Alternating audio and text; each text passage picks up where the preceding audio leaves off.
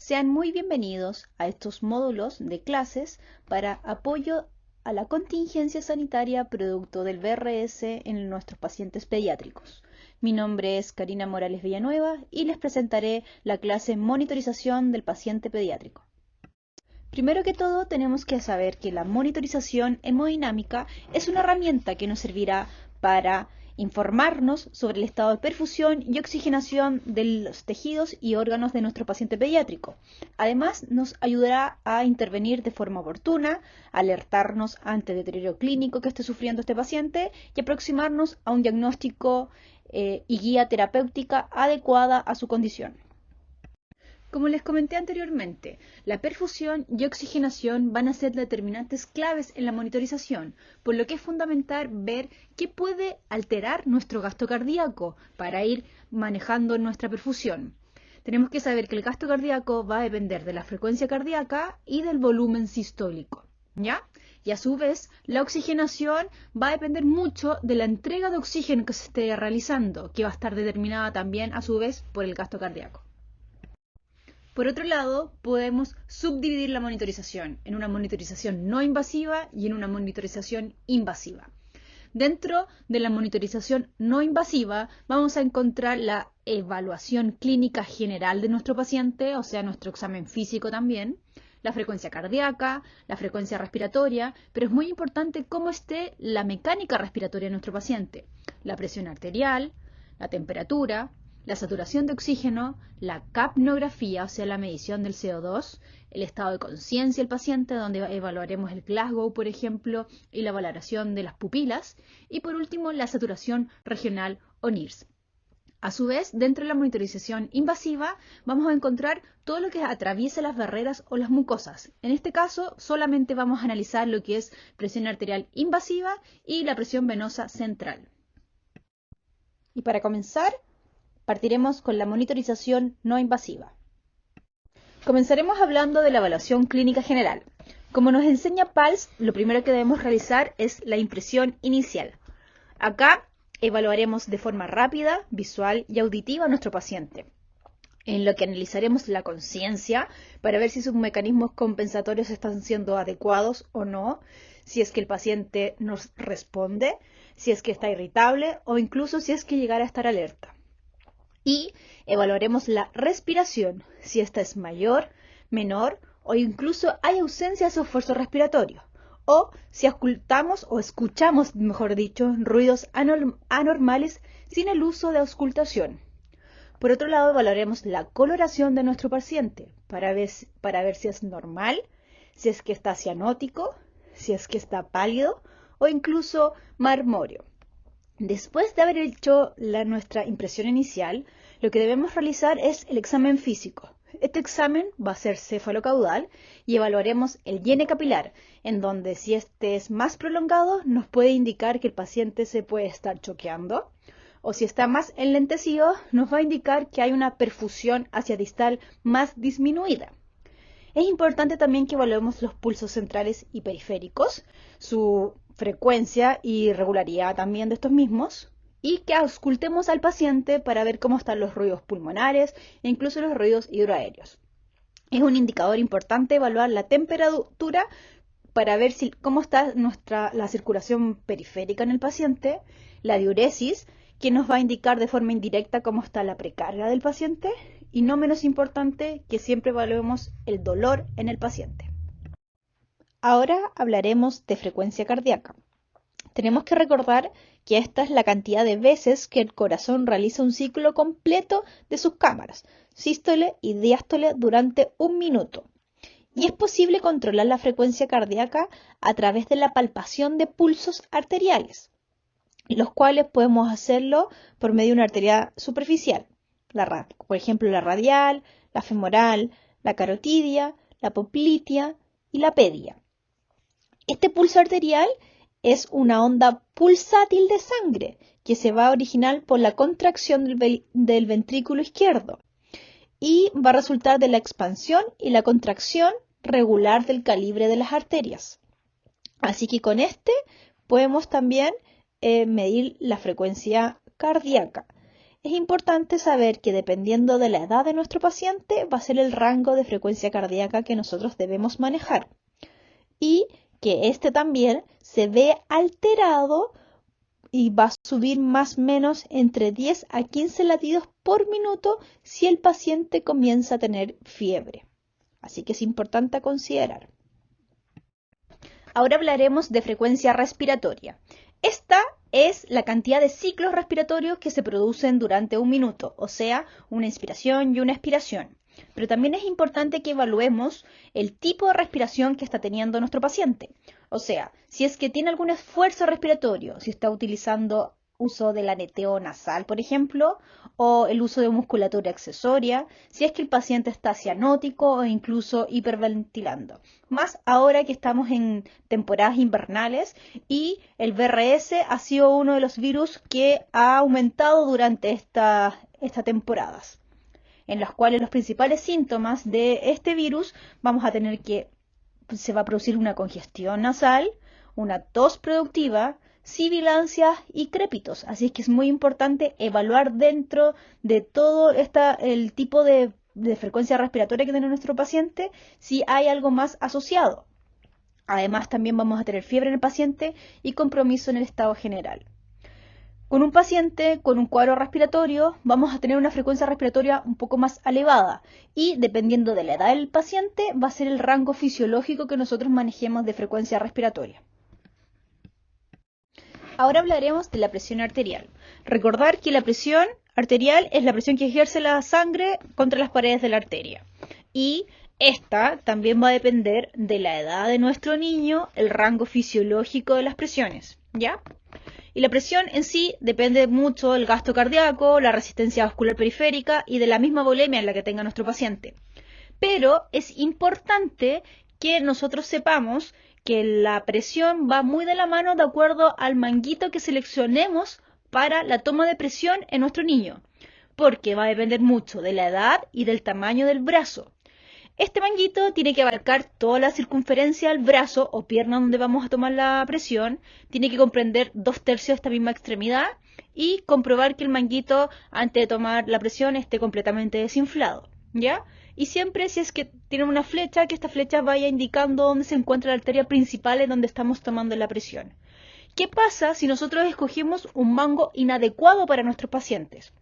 Podemos tener una alteración clínica, que puede ser, por ejemplo, una hipertensión arterial debido a que el manguito en el que estamos tomando la presión es demasiado pequeño para la extremidad de nuestro paciente.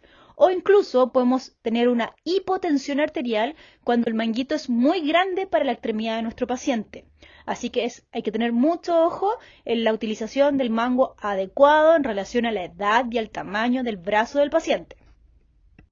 Continuaremos hablando de la monitorización cardiorrespiratoria. Esta nos va a permitir medir de forma continua la frecuencia cardíaca, viendo su ritmo y morfología también, con el trazado del electrocardiograma, y medir también la frecuencia respiratoria, o sea, nos va a mostrar la actividad cardíaca y la actividad respiratoria en nuestro paciente pediátrico que estemos evaluando. Podemos tener monitorización con 5 electrodos o con 3 electrodos. La más utilizada generalmente es con 3 electrodos, pero estos tienen una cierta posición en la cual debemos colocar en el pecho de nuestro paciente, que debemos formar un triángulo invertido. Hacia derecha, debajo de la clavícula y cerca del hombro, hacia izquierda, debajo de la clavícula y cerca del hombro izquierdo, y a nivel abdominal, en la parte inferior de la parrilla costal izquierda, bajo el esternón. Pero ¿qué pasa si nosotros, dada la gravedad de nuestro paciente, lo tenemos en posición prona o incluso tiene una dextrocardia, o sea, el corazón invertido y cambiado de posición? En vez de estar al lado izquierdo, va a estar al lado derecho. Pero ¿qué pasa, por ejemplo, si está en posición prona nuestro paciente? Nosotros debemos colocar los electrodos en la misma posición que cuando lo colocamos a supino, formando este triángulo invertido hacia izquierda, y si los pronamos tenemos que colocar el electrodo que va a estar a nivel abdominal igual hacia abajo del corazón en la parrilla costal izquierda. Eso es muy importante para lograr nuestra monitorización. Continuaremos hablando de la temperatura, que este va a ser el equilibrio entre la producción de calor por parte del cuerpo y su pérdida. ¿Y cuál va a ser el objetivo de que nosotros midamos la temperatura? tener una continuidad y un registro en la variabilidad de esta para evaluar si nuestro paciente está con normotermia, por ejemplo, o hipotermia, de acuerdo a los márgenes deseados que nosotros queramos mantener. Recordamos que hay valores fisiológicos de acuerdo al lugar de registro de esta misma temperatura y podemos realizarlo por medio de una monitorización más periférica, por ejemplo con el termómetro digital o con sensores, o incluso un poco más centrales si es que el paciente ya está un poco más invadido. Importantísimo recordar que por cada grado de temperatura que suba sobre los 37 grados va a subir la frecuencia cardíaca entre 10 a 15 latidos por minuto, ¿ya? Y los rangos que vamos a manejar de fiebre nos van a decir que es sobre los 37,5. Ahora hablaremos sobre saturación percutánea de oxígeno u oximetría de pulso. ¿Para qué nos sirve? Es para medir el porcentaje de oxígeno que es transportado por la hemoglobina. Y tenemos que recordar que nos va a servir para detectar una precoz hipoxemia aguda, pero en el monitor vamos a tener un retardo entre 15 a 20 segundos. ¿Y cómo debemos colocar el sensor de saturación? Tiene que estar en un lecho pulsátil, posicionado sobre el emisor de luz, en el lecho unguial, y el fotorreceptor en el pulpejo del dedo. Tienen que estar enfrentados, ¿ya? Y para ver que existe una buena monitorización de la oximetría de pulso, nosotros tenemos que ver qué tan adecuada es la potencia de la señal, su calidad y su estabilidad. ¿Y cómo podemos ver eso? Lo podemos ver que en el monitor, en la parte donde sale las letras de saturación, hay un triángulo invertido. Ese triángulo invertido nos va a indicar la potencia y la calidad de la señal. Si es que está completo, vamos a tener completa la señal y es real la saturación que nos está midiendo en el paciente. ¿Pero qué nos podría causar una lectura errónea en la medición de la saturación?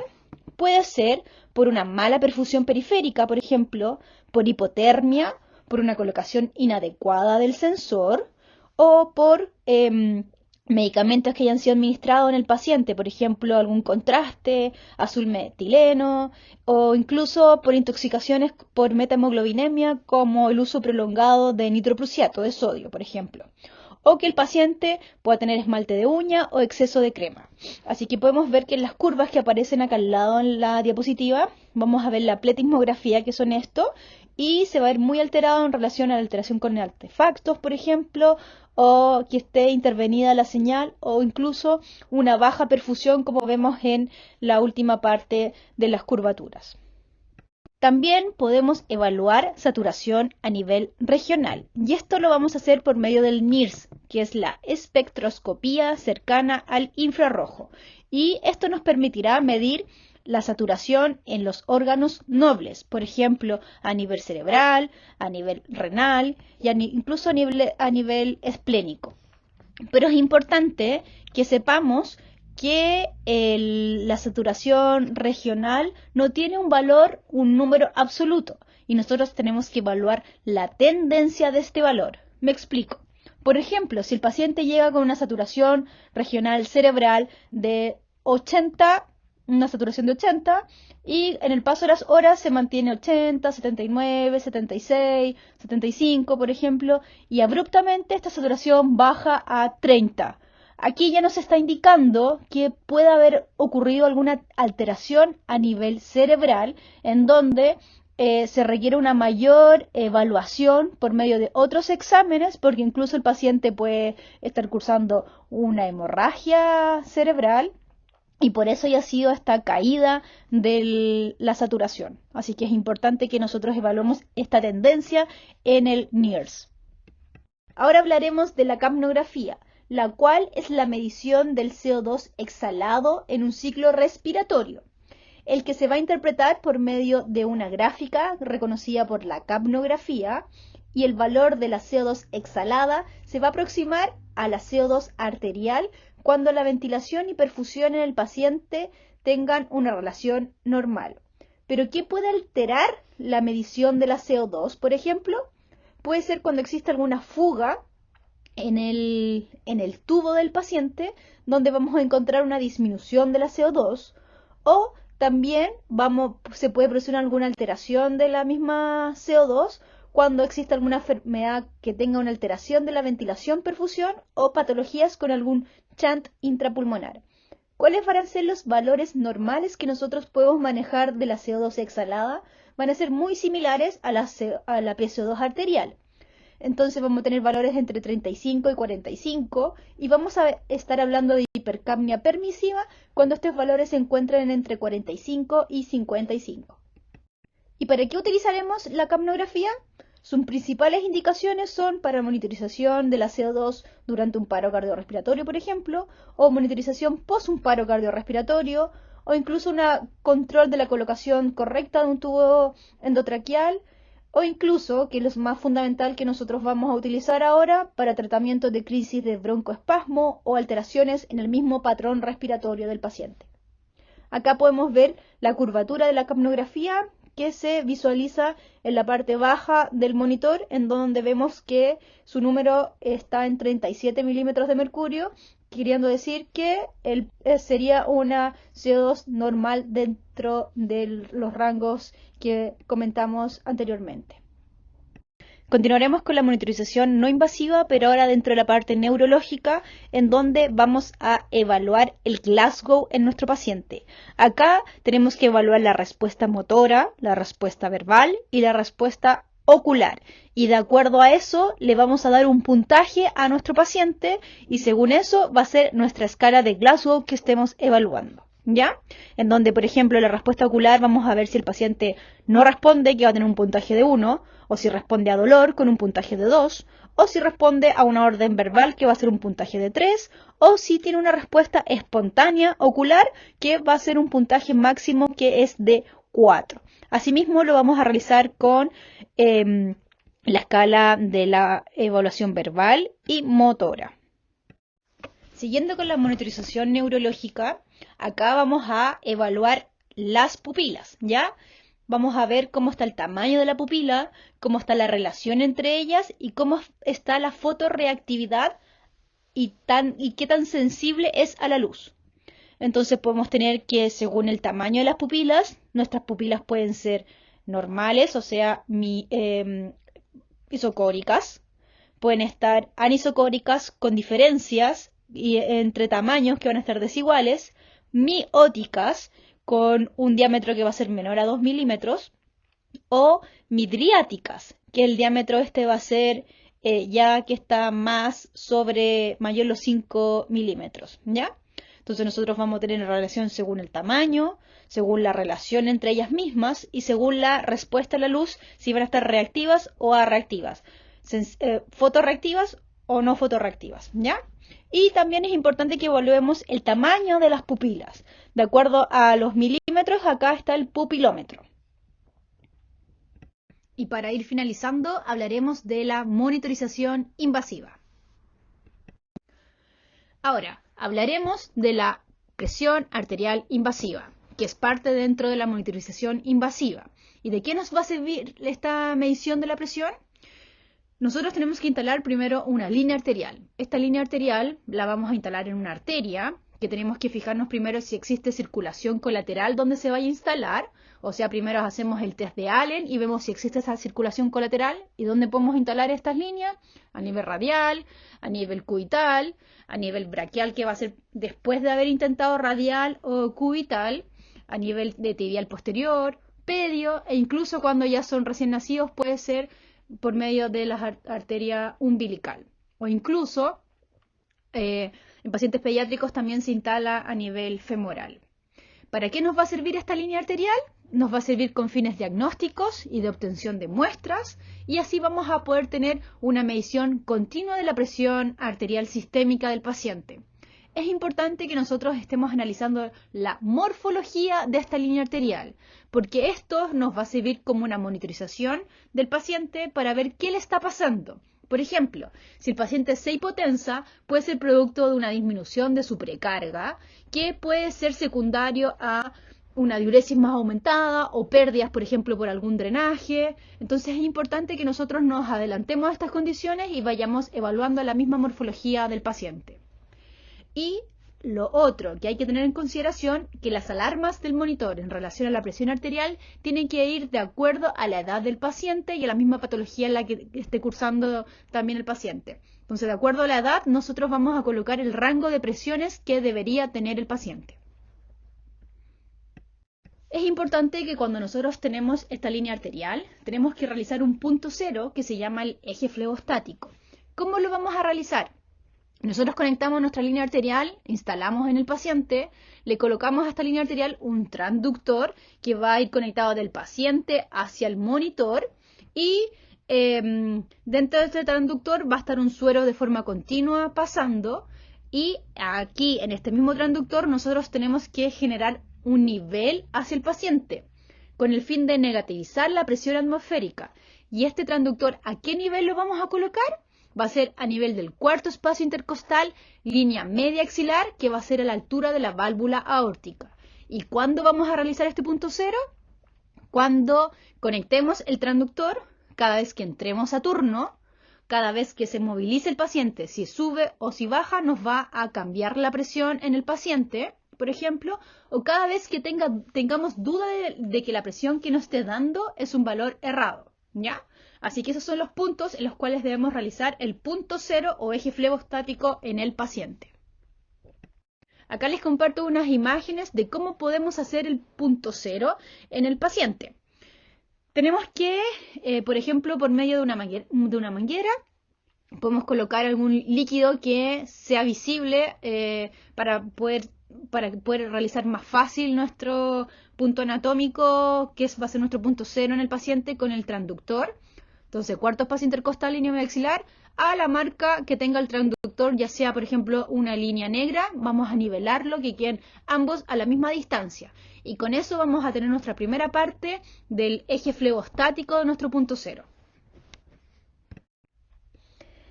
En la imagen izquierda superior, podemos ver que el transductor tiene una línea negra bajo la llave de paso que tiene. Esa línea negra va a ser nuestro punto donde nosotros vamos a nivelar el cuarto espacio intercostal, línea media axilar con nuestro paciente. Para poder realizar el cero, nosotros tenemos que ya tener cebado el circuito y conectado nuestro transductor a nuestro paciente.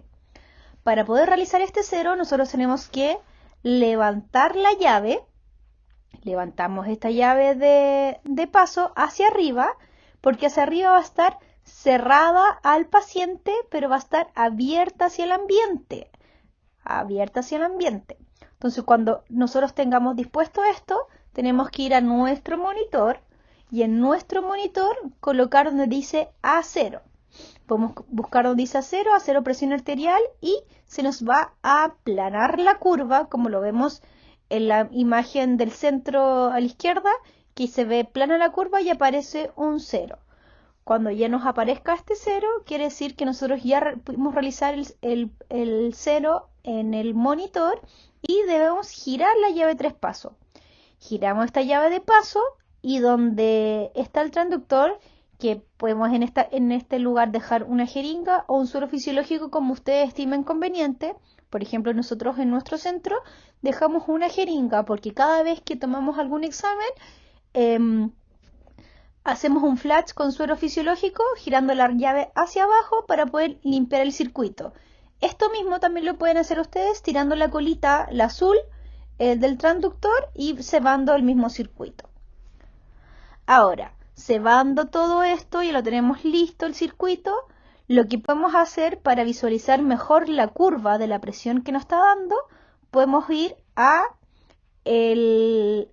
al trazado de la línea arterial, apretamos el trazado de la línea arterial y el monitor nos debería dar una opción que dice escala óptima.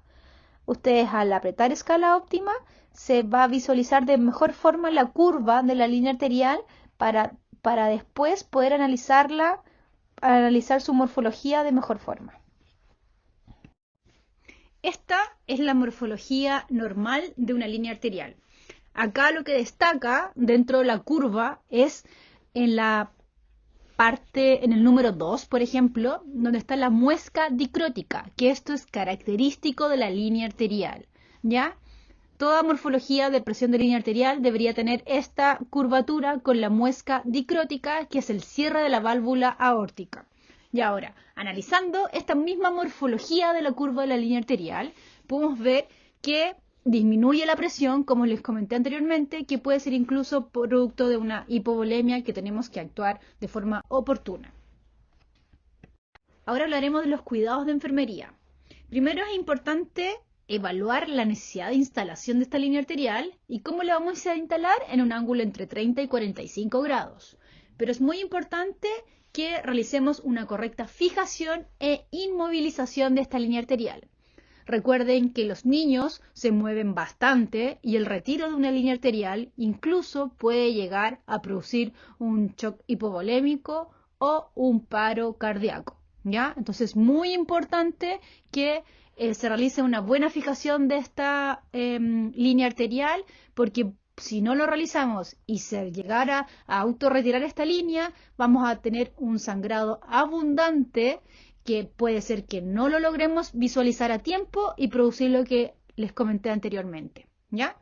Es importante también que evaluemos las curvas de presión, las morfologías que les dije anteriormente, mantener este sistema hermético y permeable, solo infundiendo suero fisiológico y no soluciones glucosadas o medicamentos por este mismo acceso, ¿ya? Es importante que programemos las alarmas de acuerdo a la edad del niño que estemos monitorizando, que realicemos la calibración del punto cero al ingresar al turno, cada vez que el paciente se movilice o cada vez que tengamos duda del valor que nos esté entregando la línea arterial, ¿ya? Y cambiamos el circuito, transductor y suero de acuerdo a la normativa de cada institución. Podemos mantener la permeabilidad de esta línea arterial solamente con suero fisiológico o suero fisiológico con heparina, dependiendo de la norma de su institución, o mantenerlo a un goteo de 3 cc hora o con un apurador o un apresurador a 300 milímetros de mercurio, ¿ya? Es importante también que eliminemos los restos de sangre post toma de exámenes para que no se nos produzca éstasis venosas en las mismas conexiones. Y que siempre valoremos la perfusión distal de la extremidad. Y ante una sospecha de algún espasmo, como lo vemos en la imagen superior hacia derecha, debemos retirar esta línea arterial, ¿ya? Y lo último, si vamos a retirar la línea arterial, tenemos que clampear la línea previo al retiro, tenemos que quedarnos con el paciente y retirar la línea, no dejar clampeada la línea, ir a hacer otras cosas y después retirarla, porque si llega a pasar esto, no vamos a tener la monitorización de la línea arterial y el paciente se puede autorretirar la línea, ¿ya? Y si es que el paciente llegara a tener una línea arterial umbilical, esto ya es más manejo de neonatología, pero para que ustedes sepan, hay que ir retirando más o menos como 1 centímetro por hora para que se vaya realizando un colapso de forma interna hacia externa. Y por último, hablaremos de la presión venosa central. La presión venosa central nos va a estimar la presión de la aurícula derecha y va a ser una relación entre la función del ventrículo derecho y la volemia misma. O sea, nos va a estimar la precarga del paciente. Él va a ser un reflejo del retorno venoso del mismo paciente, ¿ya? ¿Y cómo la vamos a medir? La vamos a medir por medio de un catéter venoso central, idealmente por el lumen distal. ¿Qué consideraciones tenemos que tener acá? También vamos a tener que hacer un cero anatómico y el eje fluidostático, que va a ser igual al que realizamos previamente en la línea arterial. En el mismo punto anatómico, cuarto espacio intercostal, línea media axilar, a la marca negra del transductor del paciente, y ahí recién podemos levantar la llave de paso y luego colocar la monitorización a cero en nuestro monitor para poder tener una presión real en nuestros pacientes. Otra cosa, y muy importante, que tienen que saber es que la PVC por sí sola no tiene un valor predictivo y tenemos que evaluar la tendencia de este mismo valor y de acuerdo a eso tomar decisiones, ¿ya? Hay que evaluar la tendencia y el contexto también clínico del paciente para ir evaluando si hay una disminución, por ejemplo, de la misma precarga. Y los valores normales de la PVC, para que ustedes sepan, a nivel de aurícula derecha va entre 0 a 5 y a nivel de vena cava entre 6 a 12. En un paciente sin patología cardíaca o sin otra patología que altere los valores de estas presiones. Y con esto hemos finalizado la clase de monitorización del paciente pediátrico. Muchas gracias. Les dejo la bibliografía por si quieren analizar algún tema en mayor detalle. Muchas gracias por su atención. Les comparto mi correo electrónico en caso de alguna duda.